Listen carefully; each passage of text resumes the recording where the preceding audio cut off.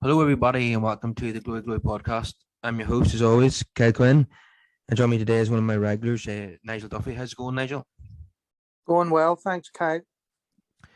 Um, okay, it's been a, a decent week for United, considering what's gone on beforehand. Brilliant week for Jadon Sancho. So we progressed to the Champions League knockout stages.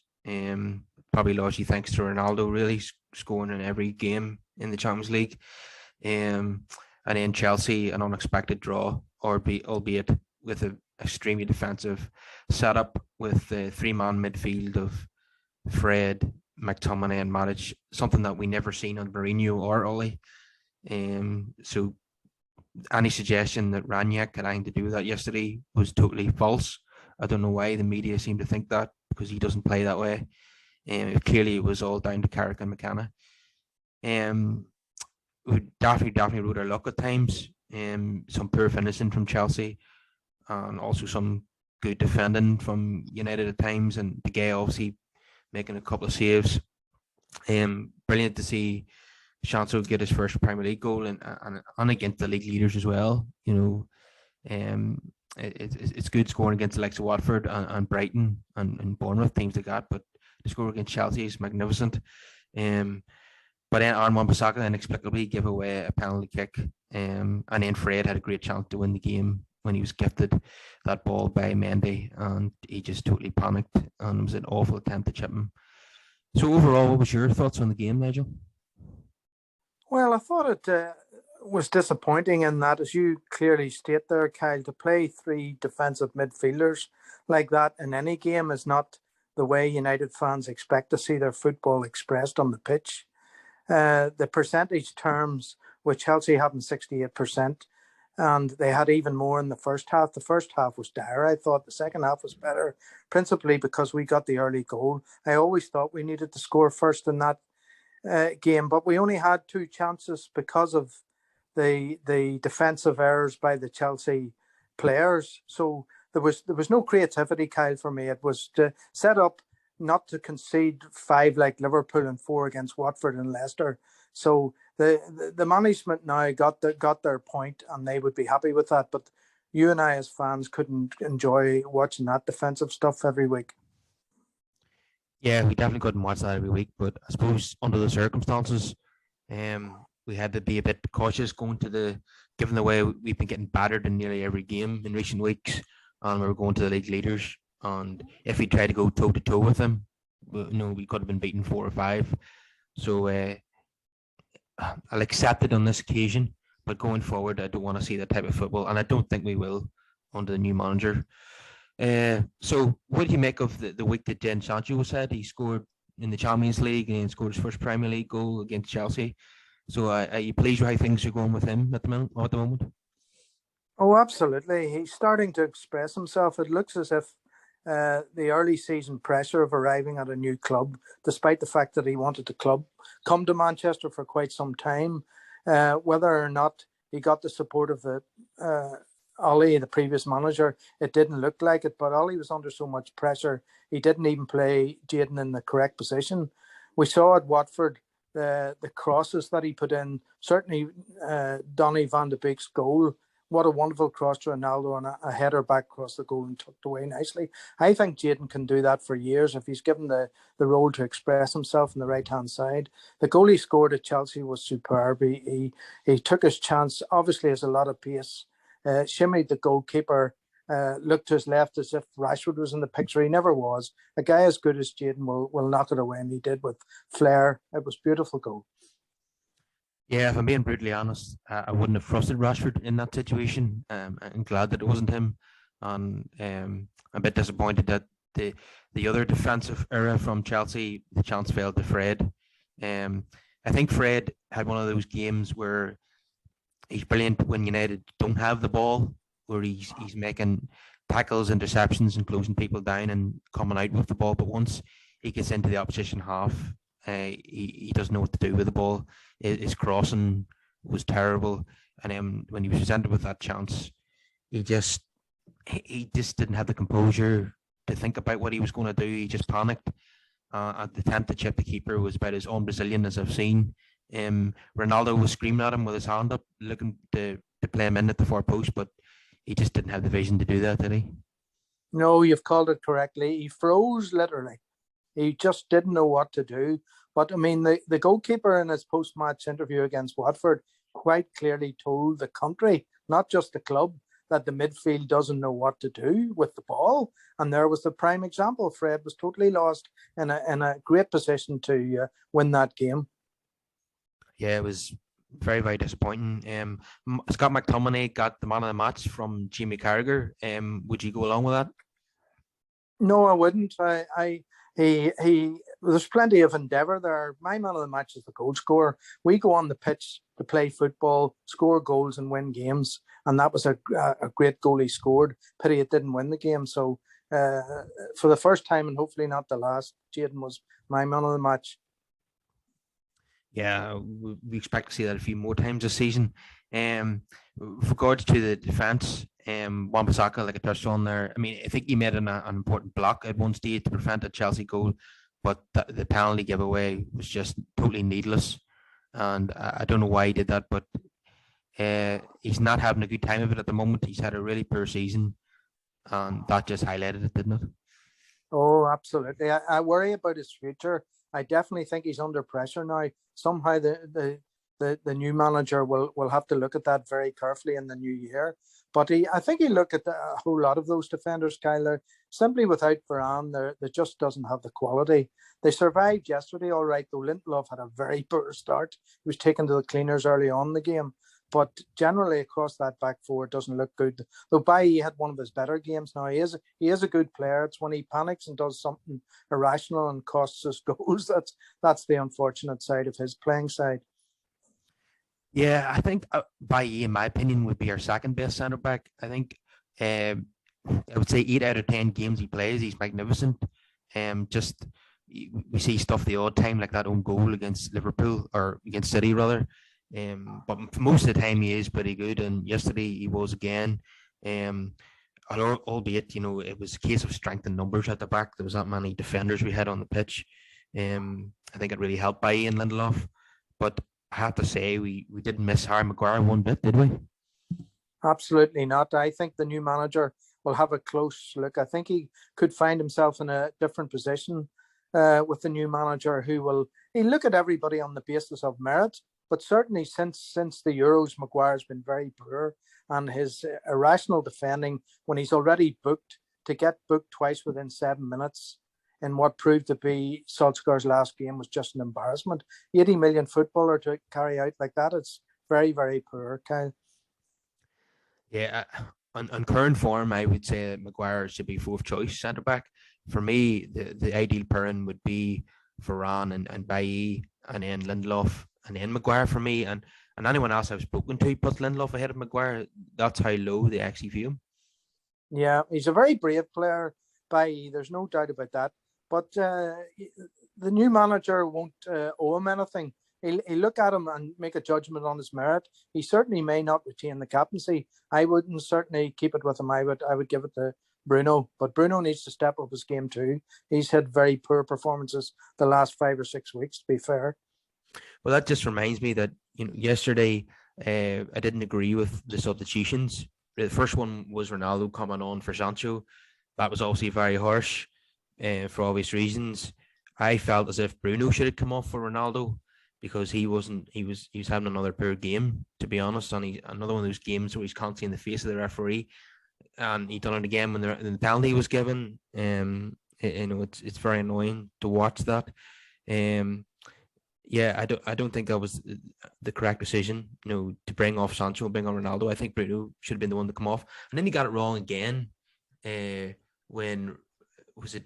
He took off Rashford, I think, was playing better than Bruno to bring on Lingard. Again, he had 2 opportunities to bring off Bruno and didn't. He did. They were very strange decisions. It was pre-planned. Obviously, Ronaldo wasn't pleased. I mean, Ronaldo didn't come from Italy to be in the bench when you're playing the league leaders. That's the sort of game that he loves and thrives on. And especially as Sancho's getting better service down the wing and can get the ball in. Who's the man you want to be there at the near post or the back post? It's the guy with the 799 goals. How could he possibly have been left out of that team? And three defensive midfielders played. It's just a fear of losing because of what's happened in recent weeks. But we'll march on. We've got a new manager coming. Let's leave that behind us. Yeah, and I don't think anyone could believe it. And once again, Ronaldo stormed down the tunnel after the game, the same as he did against Everton. He wasn't one bit pleased. Carrick tried to tell the media that he had a conversation with Ronnie and he was okay with the decision, but we all know that's not true. Okay, we'll come on to the player ratings now. David De Gea, another solid performance, great save with his foot in the first half. It even got a compliment from Roy Keane, which is very rare. So what score would you give him out of 10? I'd give him a sound 7. He definitely is on the top of his game at the moment now, and that was a very important save so early in the game. Yet another case of Lindelof being absolutely cleaned by a forward. He just isn't strong enough. No, definitely not. Okay, what about Armand Bissaka? Again, he made an important block, but he also gave away the penalty. So you could argue that he cost us 2 points. So I don't anticipate a high score. I'd give him a 5. That's I couldn't give him any more than that because offensively he did absolutely nothing from what I could see. Part of the team plan, work hard, but the penalty. I mean, he lost his concentration. Then some people say the penalty was harsh, but within the rules it was a penalty. And yet again, he's been sent off this season. His form has dipped, and I think the new manager will look at the right hand of the pitch very, very closely indeed. Yeah, I think so. Just a bit short on options there. Dallow's not really a serious contender because we've seen just how bad defensively he is against Villarreal in the home game. So Bailly and Lindelof, what would you score them to out of 10? Well, Lindelof's on the same par as Wan-Bissaka's a 5. Bailly, I would give a 6. He was the best player yesterday in the back four, in my opinion. And as I said earlier, he's very, very brave and will put his head on the line or his body on the line for the team when he needs to. And he can read the game well and distribute the ball a lot better than any of the other three in that back four yesterday. And Lindelof, then, what would you give him? 5, same as Wan-Bissaka. And I was going to say Luke Shaw, but obviously you think he's concussed at the moment. Yeah. Alex Telles, I was really worried about him playing in this game due to his defensive deficiencies, but he seemed to be okay. He wasn't brilliant, but I don't think he got done too many times either. No, well, I'd give him 5, same as the other two, but Bailly was definitely the best player in the back four for me. Okay, we'll make our way through all the defensive midfielders now. We'll start off with McTominay, Carragher's man of the match. So, definitely improved performance on what we've seen from him in recent weeks. Yes, I'd give him a 7. He was the best of those three players. He got booked early on. I worried about that, but he is a competitive, committed player. So you never expect anything less. And he can score a goal if he's given the opportunity. But the way it was set up yesterday, he was never going to figure at that end of the pitch. But he certainly was the best of the three in the defensive midfield. Yeah, I think his performance was summed up by the block that he made with his face to prevent a goal. I think he ended up needing treatment after that, but you can't fault his commitment. Fred is equally as committed, but just like we've said, he's good without the ball, but not so good with the ball, and that's just not good enough at this level. No, absolutely not. There's no creativity and there's no vision. I give him a 5 there just for his effort. More, he doesn't give me anything else like that. And the chance at the end of the game was just embarrassing. But it's happened before. I mean, he very rarely gets a shot on target. He could hit either corner flag. He's that bad. And you think his one foot, which is his left foot, it doesn't. When he comes to scoring goals, he produces nothing. So 5 for me. And the man you manage, I mean, he came from nowhere to start that game. Yeah. Really wasn't match fit enough to start in a game like that. He played for Chelsea, so a wee bit of bite. I saw a few times when he was involved in tackles. He sort of had half a kick back at somebody. He was up for the game because of the team, but he a 5 for me. He's just he's too slow now. He's at the end of his career, and we deserve much better than that in the midfield. Okay, so Bruno Fernandes then playing as the false nine, which and then constantly, coming back into his own half. I mean, and it was meant there was nobody really playing up front. So what do you make of him? Very poor by his very high standards. Another 5 for me. Couldn't see anything. And as you clearly stated earlier, getting involved with the referees and linesmen. This is a side of his game where I think the new German manager will need to talk to him about it. He has great flair, great vision, lovely through balls. We saw none of it yesterday. He's in a bad run of form at the moment, Kyle. Yeah, that is unfortunate because he's been absolutely magnificent since he came to the club. He kept the previous manager in the job for longer than he deserved. And he's been a revelation really, but as of late he's dipped, just like nearly everybody else has been the same this season. They've really just fallen off the wagon, and some people have accused Bruno of down in tools to see off Ollie. I'm not sure that I would agree with that.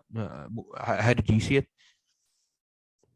No, I wouldn't say it as badly as that, but certainly he did in several games throw his arms up and get frustrated, and then he didn't run, didn't compete, which he normally does. But I wouldn't say that he threw the manager under a bus, but he certainly didn't rally the troops as he should have done. If we want him to make him a long-term captain, he certainly needs to get the players up rather than focus on how unhappy he is. So he'd need to come around in that aspect of his game.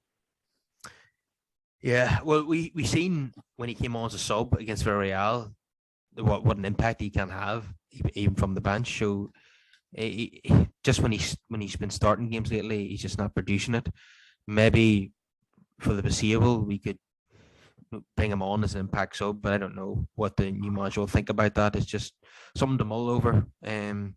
He's just not in the form that we expected from. But there was always going to be a dip at some point because he was so good in every game at the start of his United career, and for the first 18 months, basically, he didn't have too many bad games, but there was always going to be a dip at some point, and unfortunately, that's been going on for a number of weeks now. But hopefully, he can get back to his best soon enough. So we come on to the goal scorer, Jadon Sancho. 2 goals in 2 games. Loved the way he shimmied the keeper and rolled it into the corner. Great composure in front of goal.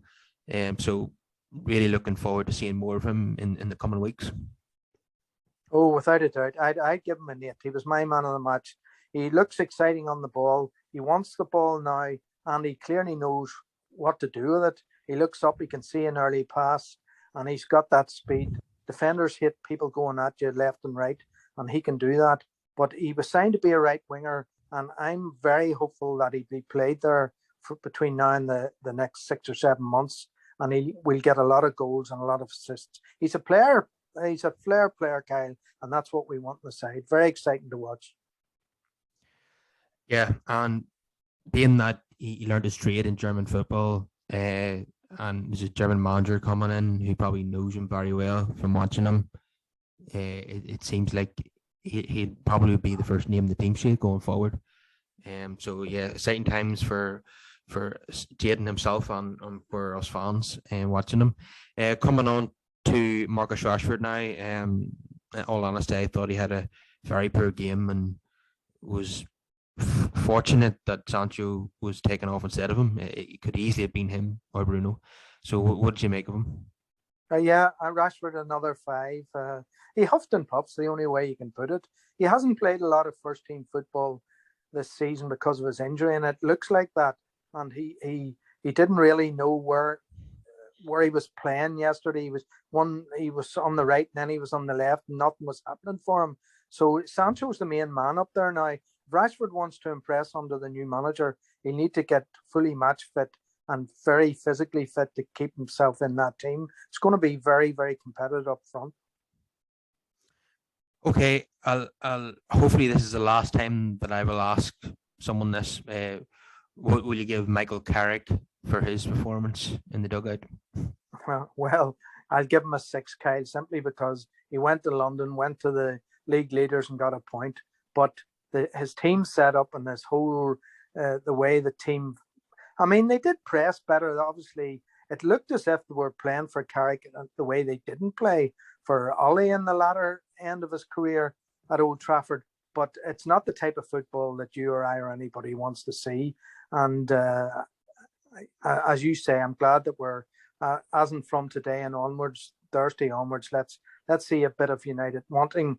David De Gea said we don't know what to do with the ball. The midfield doesn't know what to do. The defenders can't defend. That's a big challenge for this new manager. So Carrick a 6 for me, but let's move on to bigger and better things, hopefully. Okay, the new manager was officially confirmed by the club today, Ralph Rangnick. Yeah, I mean, what he described in the club statement as one of the great innovators in European football. He took Hoffenheim, a village club of 3,000 people, from Bundesliga 3 to the top flight. He took RB Leipzig from the 4th division to the Champions League. He's won German cups with the likes of Schalke and Hanover. He probably would have got the Bayern Munich job had he not have stepped down from management in 2011 when he was at the peak of his career because of exhaustion. I think that's where he walked away. Since then, he's had intermittent spells as Leipzig's manager, but he's mostly been their director of football. Lexi Jurgen Klopp and Thomas Tuchel or Ralph Hasenhüttl and Nagelsmann, the Bayern manager, are all students of his. There was a great story Martin Tyler mentioned yesterday that Thomas Tuchel was working as a waiter in a cocktail bar. Ralph Rangnick said, "You can come and coach my youth team at Stuttgart," and now one of them's a Chelsea manager and one of them's the head manager. Unbelievable. So he comes with a big reputation and someone who's known to invented his own philosophy in German football, known as gegenpressing. So he's going to bring. He's wanted to come to the Premier League for a long time, and now he's going to get his chance at the biggest club in the world. So, are you excited, Nigel? Oh, very excited. When you have managers succeeding like that, who worked with him at the highest level in the Premier League, you can't be anything else but excited. But he's obviously, from what he says, been watching United for quite a while. He went to university in England. I think it was the University of Sussex. He knows the English game, and he's not afraid to make changes. Apparently, if he sees something that's not working properly, he change it. And that's what our squad needs. There's a lot of people there that early in the new year, when he's seen them for 3 or 4 weeks, he'll have his own ideas about whether people should play every week automatically. Under Ollie, we agreed that there was far too many friendships he had with the players. This guy will come in and look objectively at what we need in the squad and who should be playing on the basis of merit, not on the basis of alliances from Scandinavian countries, it seemed to us. So let's look forward to this guy. Give him a bit of time, and then we'll see. I believe that he will play attacking football and not be a defensive coach. So that has to be a positive. Yeah, it's very exciting considering a lot of the players that we see in the Premier League and the Bundesliga today. Some of the biggest names in the game were all scouted by him. He spotted them, and hopefully he can spot a few hidden gems for us as well. Because as we know, he's going to be working on a consultancy basis. After he steps down as manager, if he does really well, maybe he won't have to, because we've been told that he'll be happy to continue as manager, but he will still be working on football decisions. We understand that he's going to be involved in transfers. He's going to be involved in player contracts and also the recruitment of the next manager if it's necessary. So some of the names that he is, either worked under him or talent that he has spotted include the likes of Manuel Neuer, Erling Haaland, Sadio Mane, Roberto Firmino, Upamecano. So many names that are that their stars in the game today were all spotted by him. So it's very exciting that he can bring that knowledge to Manchester United. And you know, it's like the Glazers on Edinburgh really should have brought in this person 8 years ago, but it finally seems like they've got someone with a football brain coming in to work at the club.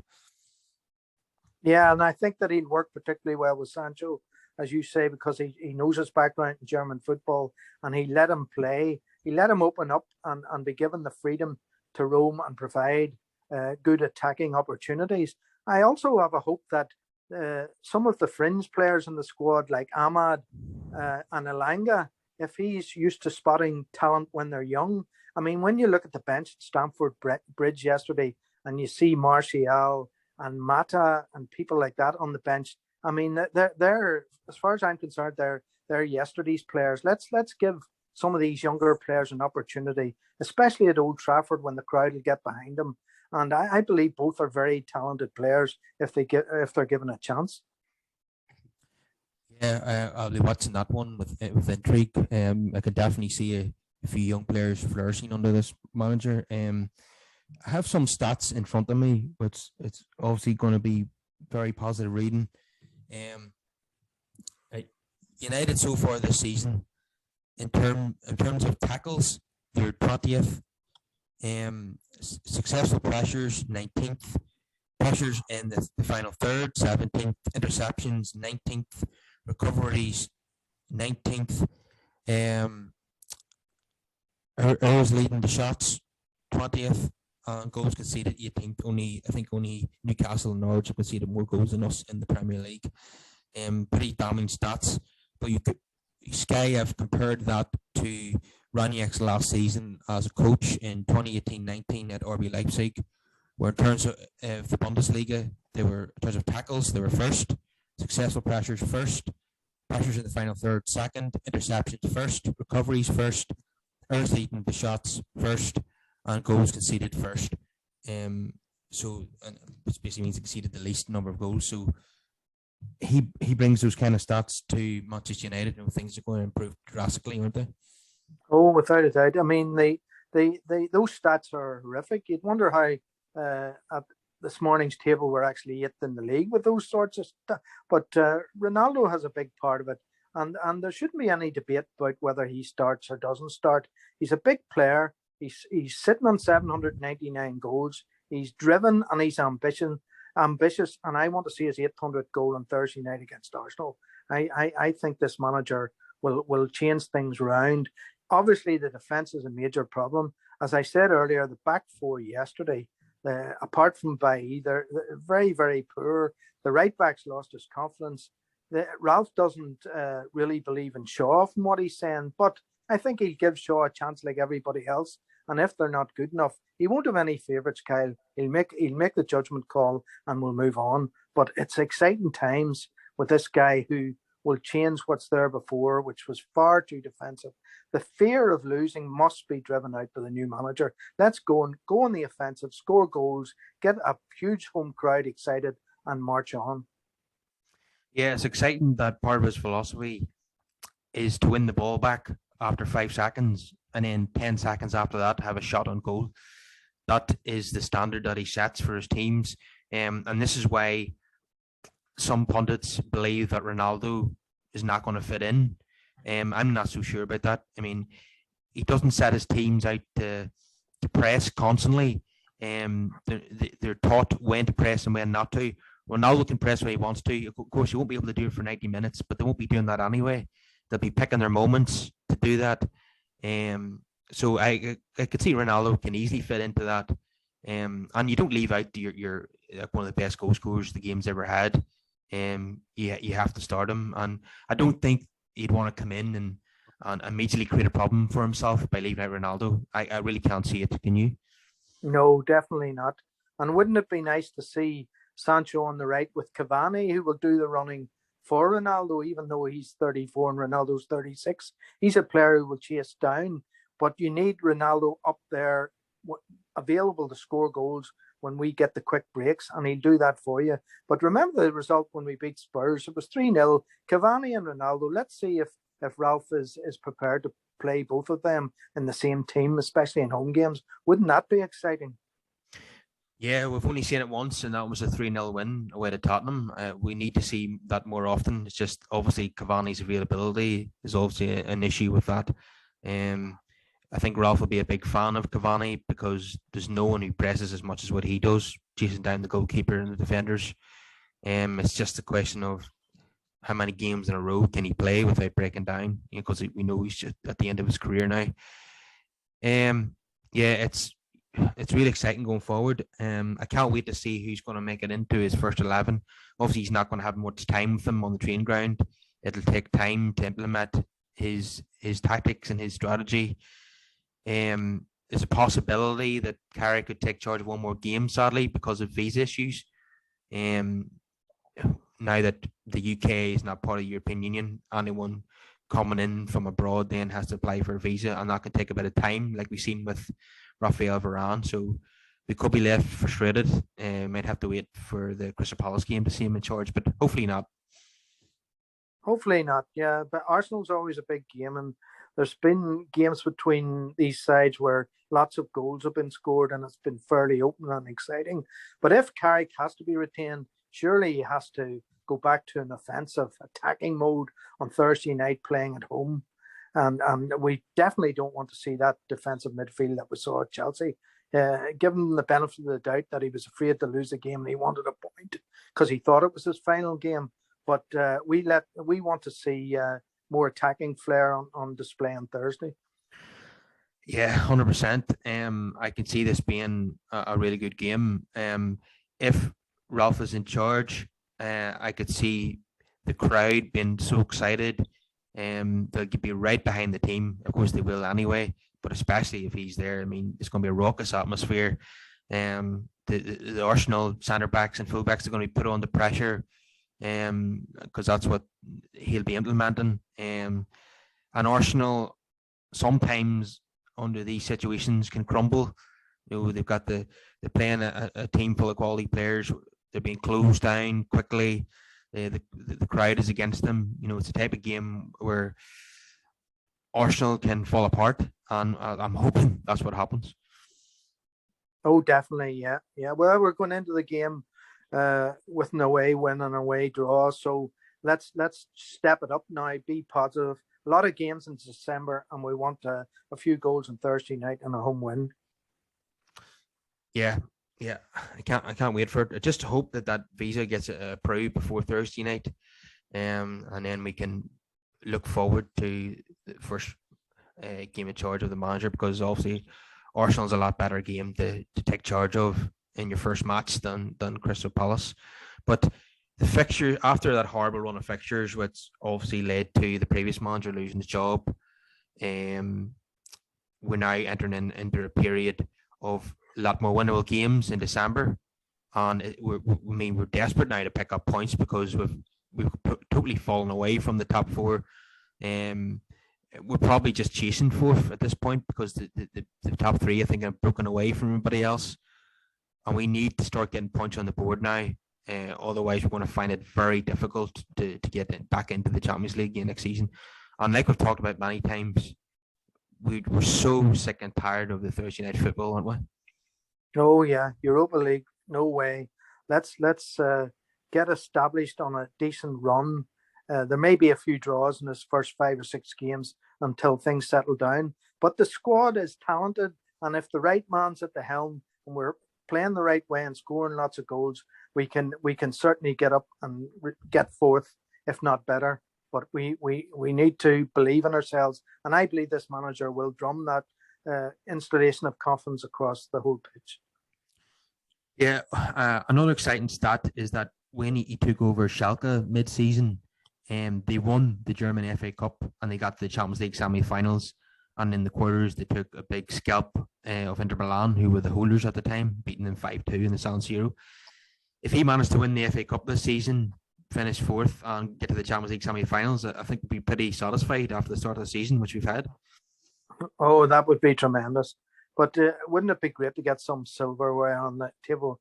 We're I think we've 12 FA Cups, maybe one behind Arsenal. So I'd like to get level with them again, and definitely would like to see that a big game in May with a settled team playing with excitement and flair.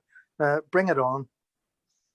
Yeah, we've only won one FA Cup since 2004, I think. So it's been pretty abysmal. I think we've lost a few finals during that period. So we would like to get one on the board, and it probably is our best chance of a trophy this season because we've already been knocked out of the League Cup, of course. But who knows what could happen?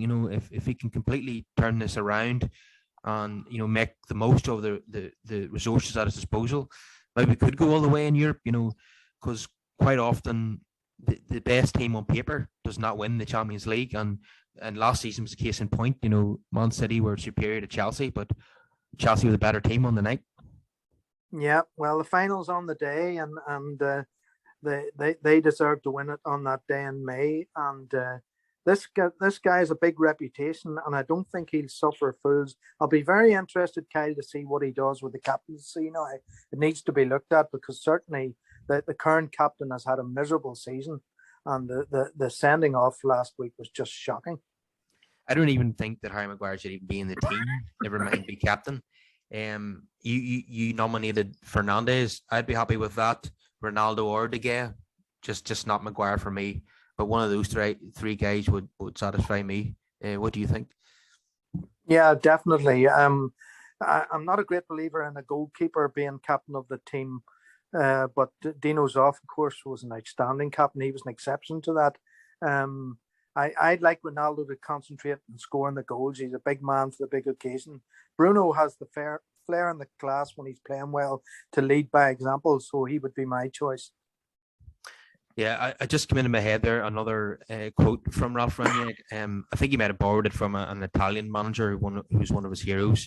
When Rangnick wasn't much of a professional footballer, and in Germany in the early 90s, up until that point, you had to be a top pro to become a manager. He obviously bucked the trend, and since then we've had loads of big name German coaches who are now in the Premier League. Some of them who weren't great players but have become top managers. And when somebody in the media asked Ralph Rangnick, what makes you qualified to be a manager at the top level, when you weren't a professional footballer, and he quite bluntly said, I didn't know in order to be a jockey you had to first be in a horse. Very clever. Yeah. But I think he proved himself. Yeah, I think he got that from an Italian manager, but that quote still makes him laugh. So we'll go ahead and leave it there. It's been a pleasure to have you on, Nigel. No problem. Very welcome to come on your show, Kyle. Thank you. Okay, till next time.